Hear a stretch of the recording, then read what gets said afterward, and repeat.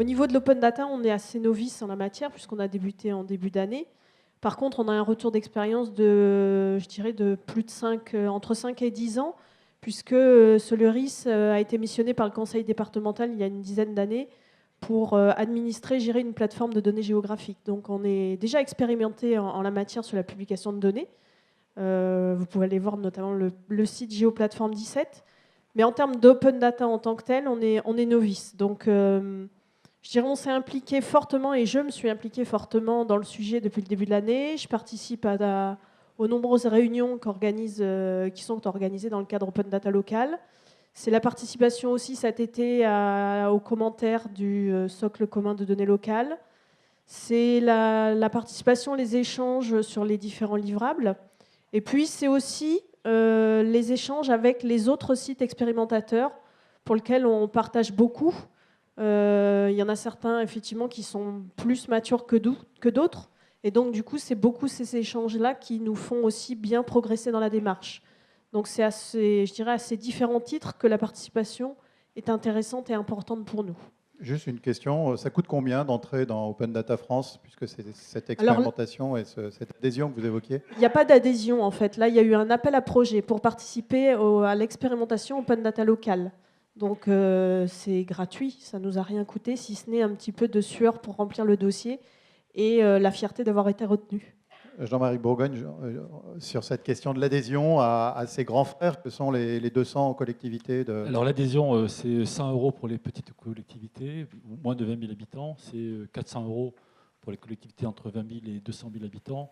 C'est 1 000 € pour les collectivités de plus de 200 000 habitants. Et là, on entre vraiment dans un réseau avec Oui. des points de référence, de la documentation. Oui. Okay. Parce que l'association, en fait, elle a un seul, oui, il faut le dire, elle a un seul salarié qui est moi-même. Donc, au fond, le gros de la production de l'association, c'est le travail que chacun concourt à faire pour les autres. Et donc, c'est un très gros travail collaboratif qui est fait. C'est aussi un gros travail avec les éditeurs. Nous, on travaille principalement avec l'éditeur Cosolus, qui équipe, je dirais, 80% de nos collectivités dans tous les logiciels métiers et donc potentiellement les logiciels qui peuvent contenir ces données.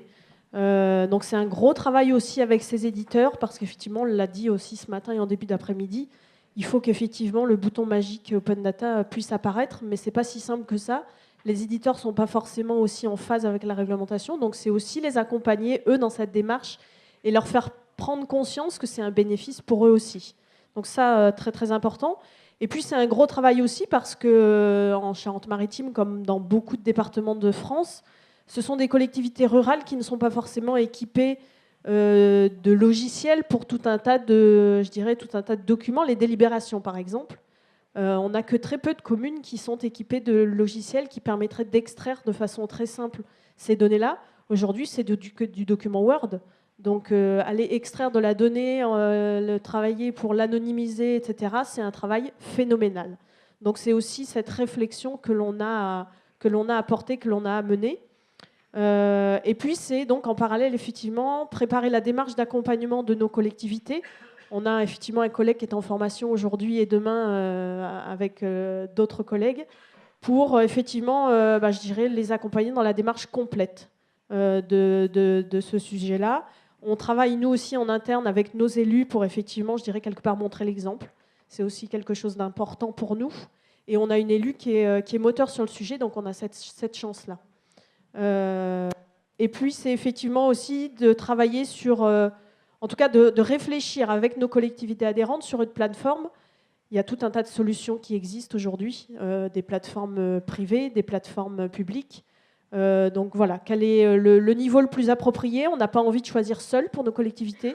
Ça sera comme, je dirais, quasiment toutes les solutions que l'on propose. On les fera en co-construction avec eux, en co-conception avec eux. Donc ça, c'est aussi une des réflexions.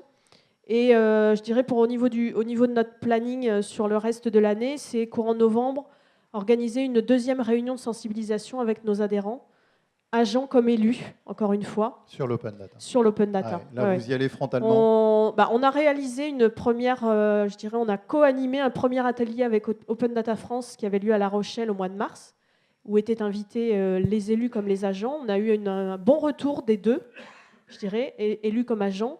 sur la volonté d'y aller, mais pas seul. C'est ce que je disais tout à l'heure. Et c'est bien d'avoir quelqu'un de l'extérieur, un médiateur, un consultant, qui vient justement polliniser un peu une réflexion qui peut être nécrosée sur un plan local ou manquer de crédibilité parce qu'elle est générée par des agents, par exemple, et les élus se disent, bon, ok, cela... Alors de moins en moins, je pense qu'effectivement, on se sert aussi de la démarche Open Data Local pour dire aussi qu'on est quelque part les ambassadeurs, qu'on est les relais de terrain pour s'approprier ce genre de sujet. Alors, c'est vrai que parfois, c'est bien de faire venir quelqu'un de l'extérieur, parce que nul n'est le prophète en son pays.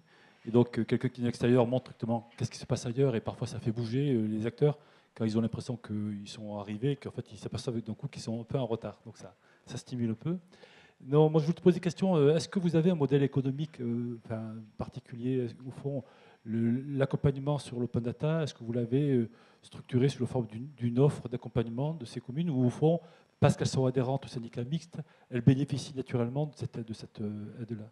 On n'a pas encore complètement tranché le sujet. Je dirais, pour ce genre de sujet, on agit des deux manières. Soit effectivement, ça fait partie du pot commun, et donc elles peuvent toutes y participer, c'est inclus dans leur cotisation. Soit effectivement, ce seront des prestations spécifiques, peut-être pour celles qui veulent aller beaucoup plus loin. Le sujet n'est pas encore tranché, parce qu'on est plus aussi en attente de la récolte de leurs besoins, de leurs demandes, et de savoir leur volonté de jusqu'où elles veulent aller. Donc là, on répond, je dirais, en général aussi, en fonction des demandes, en fonction des moyens aussi. On est pleinement convaincu qu'effectivement, avec la diminution des dotations, c'est un point important. Néanmoins, c'est énormément de temps à passer. On en passe déjà énormément, nous, dans l'accompagnement lié à tout ce qui est dématérialisation. Ça, effectivement, ça fait partie, je dirais, de notre ADN, donc on est bien imprégné dedans. Maintenant, il faut aussi que l'on rémunère l'équipe de Soluris. On n'a aucune dotation financière, nous, donc on vit uniquement de nos prestations.